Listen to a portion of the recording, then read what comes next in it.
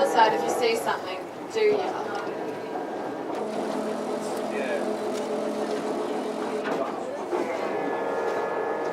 Now, all these little fish that we're seeing, they can be grouped into one big family called the damselfish family. Now, there's lots and lots of species within this family, including Nemo.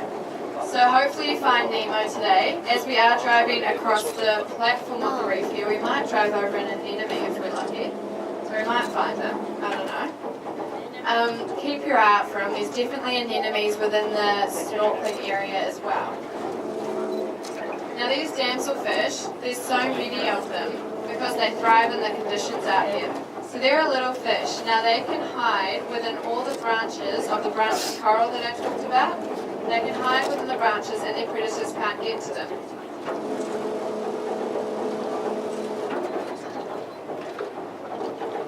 Is a branching coral like a weed?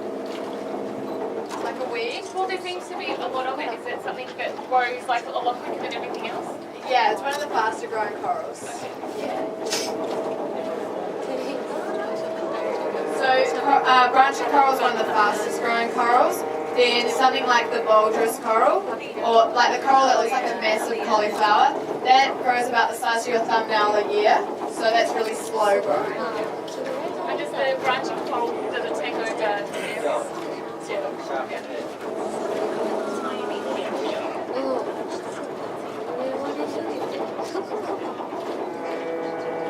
Now there's these school of fish that are swimming past us now, the little bait fish.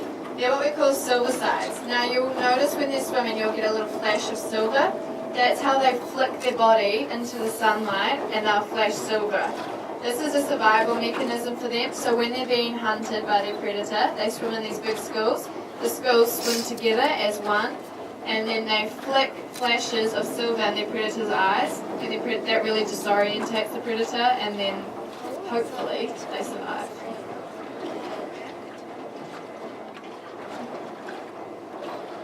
Now, as we're getting nice and close to this coral, you'll see that there's lots of little lumps and bumps all over the surface, especially on the branching coral. Now, that is what we call coral polyps. They are the living part of coral, they are the animal part of the coral, and they allow the coral to feed, to grow, and also to reproduce. So, a week ago we had coral spawning. This happens once a year, and it takes about 30 seconds and then it's over.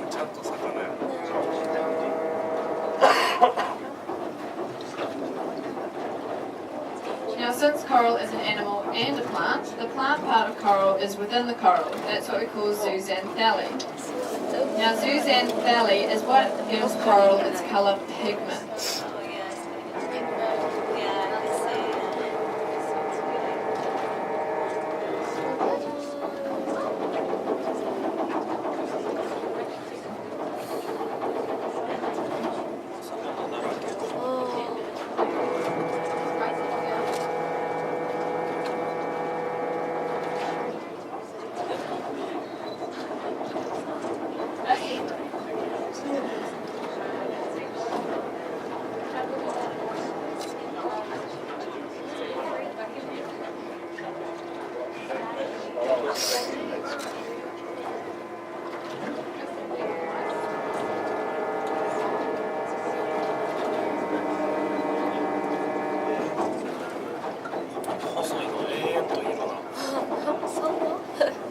Now you may have noticed that as we look down the reef edge there, so along the reef wall, as we get deeper, the coral begins to look more dead. Like people say the coral looks dead. So what's happening there is the coral is actually losing its colour. And that is only because as you get deeper in the ocean, you can no longer see colours. So what happens is when you're on the reef surface here, on the platform, you'll see nice brilliant purples and reds, some nice blue and green corals. Then when you get to the drop-off and you start getting deeper, you begin to lose the colours. And the last colour that you lose is the blue. So when we're driving along the reef edge, when it gets to low tide today, we'll just see some really bright blue coral within all this sort of browny coloured stuff.